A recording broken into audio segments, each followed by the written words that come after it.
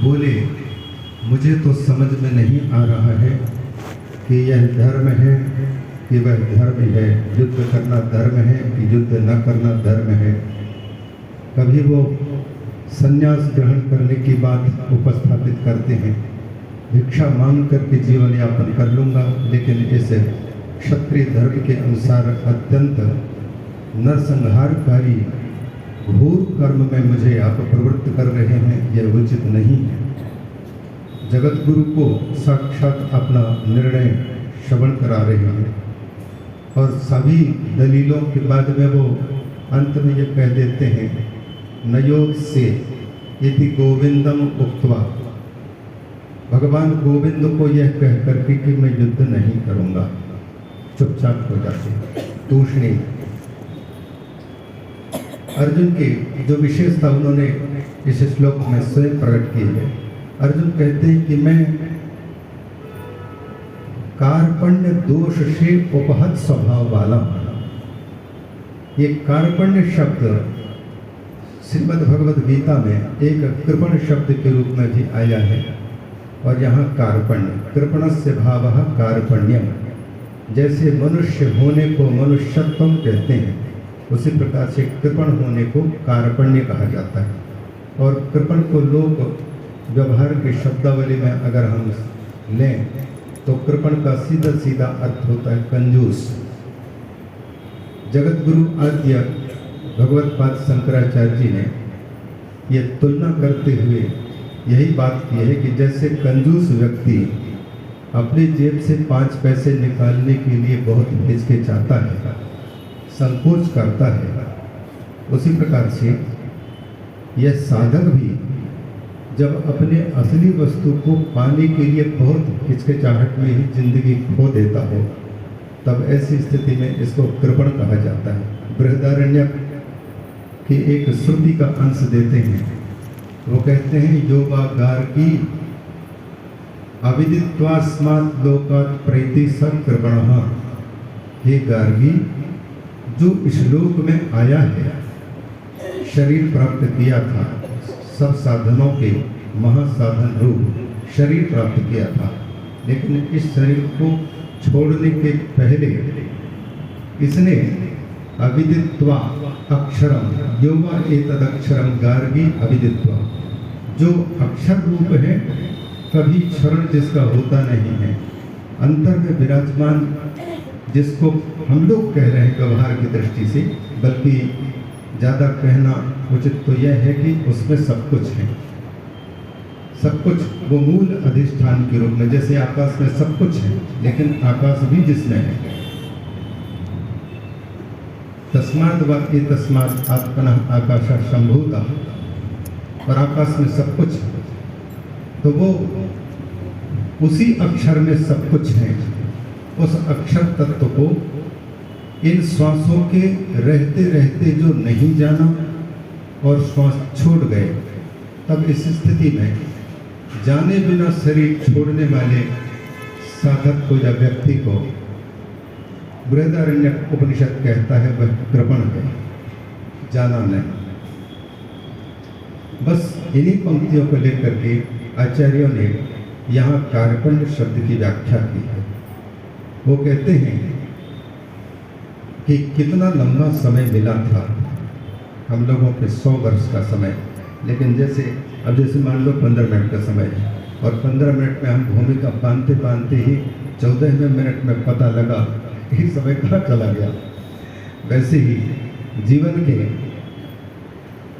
100 साल में 90 और 95 साल तक तो हर एक को लगता है कि अभी शुरुआत करनी है, जीना शुरू करना है, और कब खिसक जाता है, फिर रहता है कि अब जो पाना था उसको पा ना पाया, जिसको खोना था उसको खो ना पाया, पश्चाताप। और ये भूल एक जन्म की नहीं, अनेक जन्मों की होती आ रही है, और उसी का परिणाम रूप है पुनरपि जननम पुनरपि मरणम पुनरपि जननी जठरे शयनम, बार बार।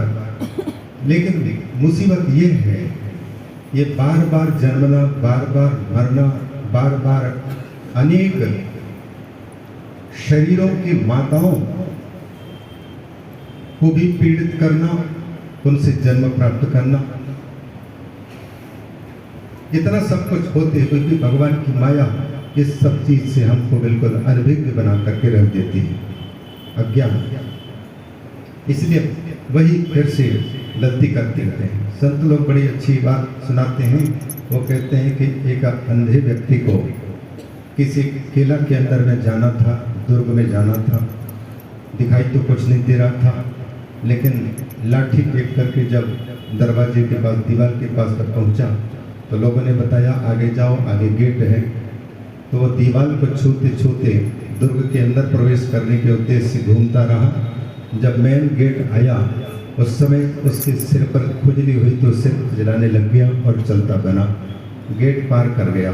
फिर वो दीवार को पकड़ करके जा रहा था, दूसरी बार फिर वही गेट के पास में पहुंचा, फिर खुजली हुई तो सिर खुजलाने में ही समय घुमा दिया, अवसर चूक गया। वैसे ही हम लोगों को भी ये भगवान की प्राप्ति रूपी दुर्ग में प्रवेश करना यह अवसर प्राप्त हुआ, लेकिन जैसे ही इस मनुष्य शरीर की प्राप्ति होती है बस उस खुजली को ही शांत करने में 90-95 साल को खो देते हैं और फिर वही गलती होती आई। अनेक जन्म बीत चुके।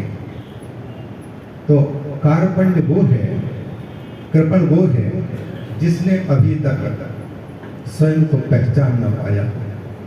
गीता यह भी कहती है, शक्नोति है वह सोढ़ुम प्राक शरीर विमोक्षणात् काम क्रोधोद्भवम वेगम सयुक्तः स सुखी नरः। इस संसार में कौन सच्चा योगी है, कौन सच्चा सुखी है? भगवान इस श्लोक के माध्यम से उत्तर देते हैं कि जो व्यक्ति इस जीवन के रहते रहते यहाँ ही शक्नोति की है यह सोढ़ुम, काम क्रोध लोभ मोह मद मात्सर्य, इनका जबरदस्त वेग है, प्रचंड झंझावात की भांति है। इनका सामना करना आसान नहीं है, लेकिन श्वास छोड़ने के, श्वास जाए, जीवन खत्म हो उसके पहले पहले इनके वेग को जिसने सहन करना सीख लिया, सोढ़ुम शक्नोति, मतलब इन पर अपनी पाबंदी बनाना सीख लिया है, वही व्यक्ति जीवन में सच्चा सुखी हो सकता है और सच्चे योगी भी वही है, ऐसा कहते हैं। अर्जुन इस बात को स्मरण करके मानो ये कहना चाहते हैं कि मैंने कृपणता क्या दोष पा करके और अपने स्वभाव को खो दिया है। कार्पण्य दोषोपहत स्वभाव, कार्पण्य दोषेण उपहत स्वभाव यस्य। कृपणता रूपी दोष, स्वयं को न पहचानने रूपी दोष के कारण मैंने अपने आप के स्वयं के भाव को, स्वरूप को मैंने खो दिया है और धर्म के विषय में मेरा चित्त अत्यंत सम्मूढ़ हो चुका है। धर्म सम्मूढ़ चेता धर्मे, भगवान जगतगुरु शंकराचार्य ने धर्म के ब्रह्म अर्थ किया है। धार्यते अनिल इति धर्मः ब्रह्मो, ऐसा कहकर के वो कहते हैं कि धर्म के विषय में, मतलब ब्रह्म के विषय में मेरा चित्त अत्यंत चक्कर खा रहा है, मैं समझ नहीं पा रहा, इसलिए मैं आपसे पूछ रहा हूँ। वैसे तो धर्म सम्मूढ़ चेता में धर्म शब्द ये हमारे लौकिक जीवन में जिसको हम समझते हैं उसकी ओर ज़्यादा इशारा लगता है, लेकिन श्रीमद् भगवद गीता प्रवृत्ति मार्ग में चलने वालों के लिए धर्म का उपदेश करती है और निवृत्ति मार्ग में चलने वालों के लिए अध्यात्म का उपदेश करती है। इसलिए जगत गुरु भगवान शंकराचार्य आदि निवृत्ति प्रधान व्यापक अर्थ करते हैं ब्रह्म पर।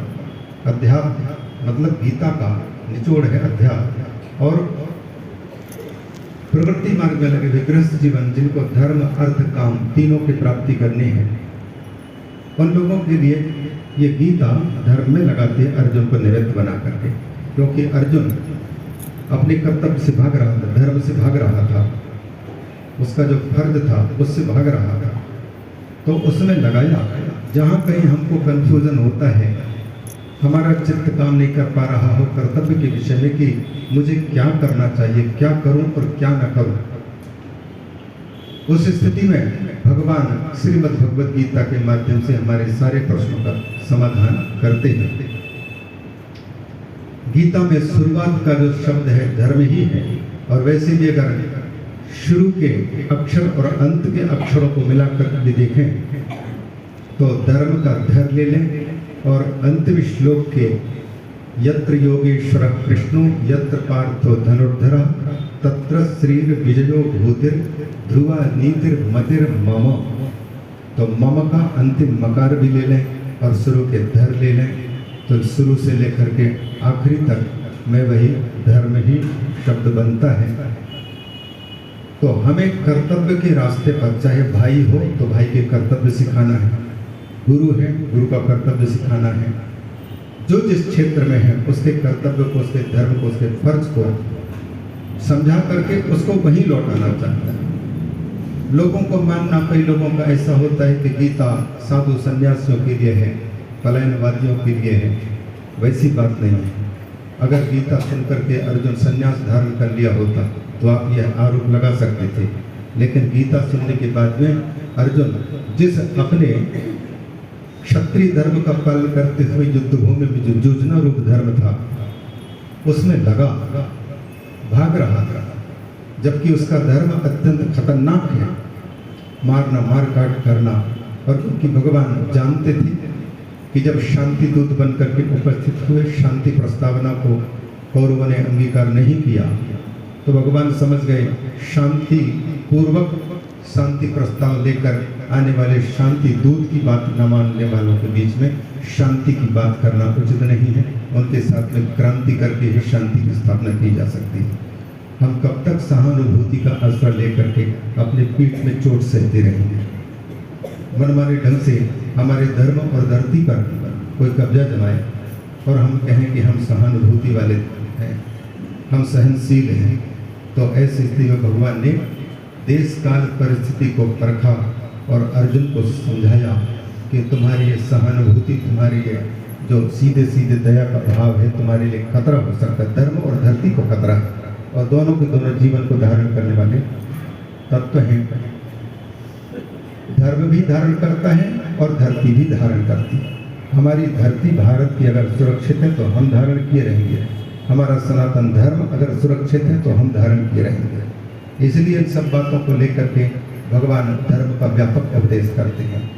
तो धर्म, भगवान शंकराचार्य जी वहाँ धार्यते अनेन इति धर्मः अर्थात ब्रह्म, उस विषय में मैं अत्यंत कमजोर पड़ गया हूँ, कृपा करके आप बताइए।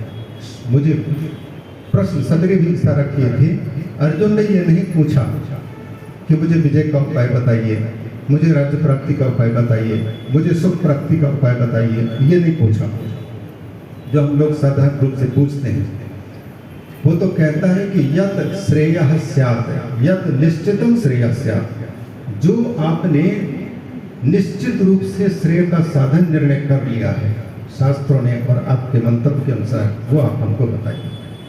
इस विषय में मैं सर्वोपरि आत्मनिवेदन अपने आप को कर रहा हूँ। अभी दीदी बता रही थी समर्पण, भक्ति के 9 सूत्रों में से सबसे अंतिम में गोपियों का जो आत्मनिवेदनम, आत्मसमर्पणम, जब अपने आप को भगवान को, ठाकुर को, गुरुदेव को निवेदन कर चुके हैं, तो वहाँ पर अब हमारे ना तो बुद्धि का प्रयोग करने की आवश्यकता, ना अपने कुछ, बस जैसा आदेश है वैसा ज्यों के त्यों उतारना। आज्ञा समना सुसाहिब सेवा, सबसे बड़ी भगवान की सेवा, सदगुरुदेव की सेवा है कि वो जैसा कह गए हैं वहाँ पर क्यों प्रश्न को उदित नहीं होने देना, बस सीधे सीधे करना। हार हो चाहे जीत हो, सफलता हो चाहे असफलता हो, हानि हो चाहे नुकसान हो, जो हानि या नुकसान या लाभ जो कुछ होगा वह भी अच्छा के लिए होगा, असफलता होगी वो भी अच्छाई के लिए होगी, बुरा तो नहीं हो सकता है। तो इन भावों को लेकर के अर्जुन जो निवेदन करते हैं उनको संत जन और भी वर्णन करते रहेंगे। सवेरे हमने निवेदन किया था, और गुरुदेव ऐसे शिष्यों के प्रति जो जवाब देते हैं, मुझे लगता है कि रामचरितमानस की पंक्ति भी जो दूसरे दिन की रखी गई है कि शिष्य को सब कुछ उपलब्ध है, लेकिन उसको उपलब्ध को पाने के लिए जो सबसे बड़ा कठिन है, निर्मल मन वाला होना, निर्मल मन जन सो मोहि पावा, वही बड़ी कठिन है। तो उन सब बातों को हम संतों के मुताबिक श्रवण करेंगे। अब इतना ही कहते हुए वाणी को विराम देते हैं। आप सबके मंगल की कामना करते हैं और स्वामी जी से और मंच में विराजमान सभी संतों से, आप लोगों से भी हाथ जोड़ करके ये अवकाश लेना चाहिए, क्योंकि अचानक हमको थोड़ा विश्वविद्यालय के काम से जाना पड़ रहा है। 20 साल हो गए थे, हम पहले PhD के लिए फॉर्म फिलअप किए थे, हमारी बिल्कुल इच्छा नहीं हो रही थी। पिछली बार में किसी अध्यापक ने फॉर्म भर दिया तो परीक्षा में मिल गए। आप उसके लिए जो औपचारिकता है निभानी पड़ेगी। आपका आशीर्वाद चाहिए, शोधच्छा प्रदान करके फिर से अध्ययन प्रारंभ करना है। हरिओम तत्सत, हरिओम तत्सत।